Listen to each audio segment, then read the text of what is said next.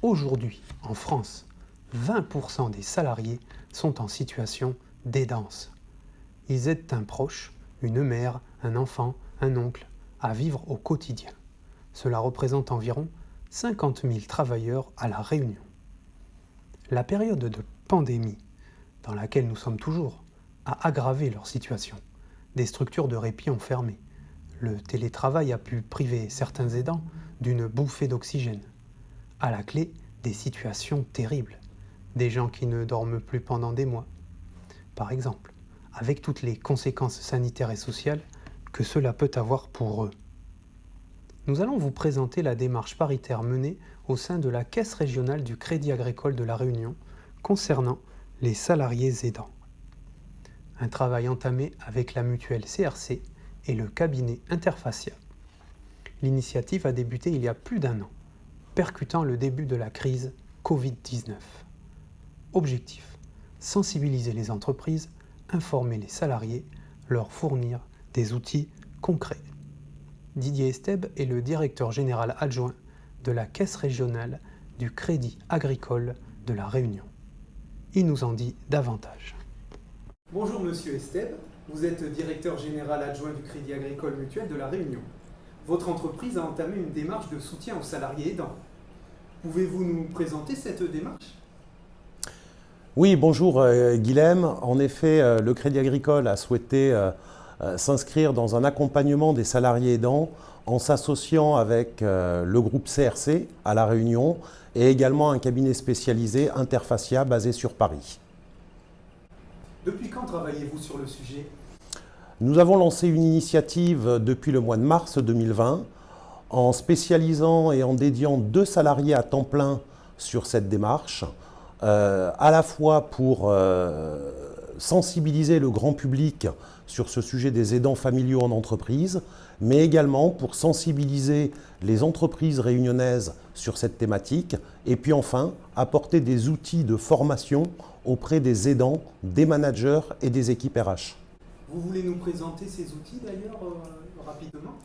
Alors plusieurs outils ont été mis en place. Ils ont été mis en place en partenariat avec une 50aine d'entreprises réunionnaises. Ils ont également été construits avec les apports de 1200 salariés de différentes entreprises réunionnaises. Et puis enfin, nous nous sommes appuyés sur les structures institutionnelles et associatives qui nous ont permis de construire plusieurs choses.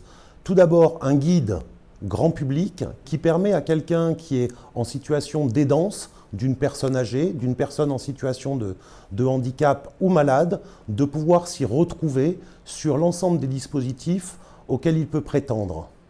Un second guide également qui a été mis en place, cette fois qui est un guide pour les entreprises et qui permet aux entreprises qui souhaitent démarrer une démarche de sensibilisation du management de l'aidance dans leur entreprise, de pouvoir disposer à la fois de témoignages, de bonnes pratiques d'entreprises réunionnaises, et puis également d'avoir une forme de boîte à outils qui leur permet de démarrer dans de bonnes conditions. Donc ce sont des outils disponibles à la fois pour les salariés du Crédit agricole et aussi pour d'autres publics.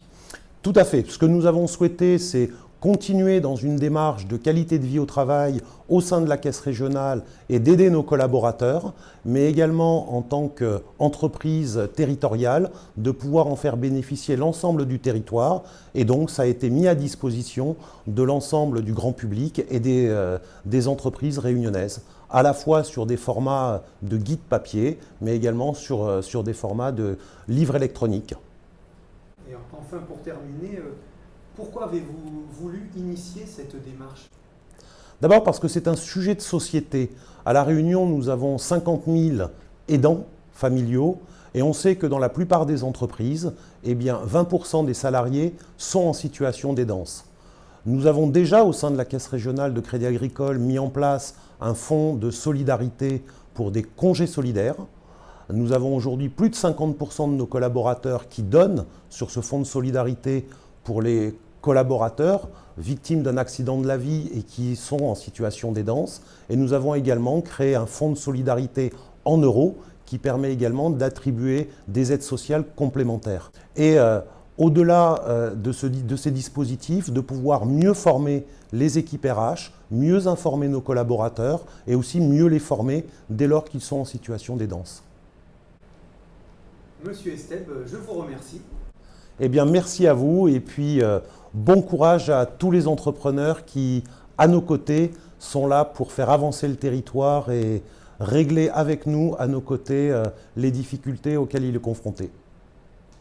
Très bonne journée.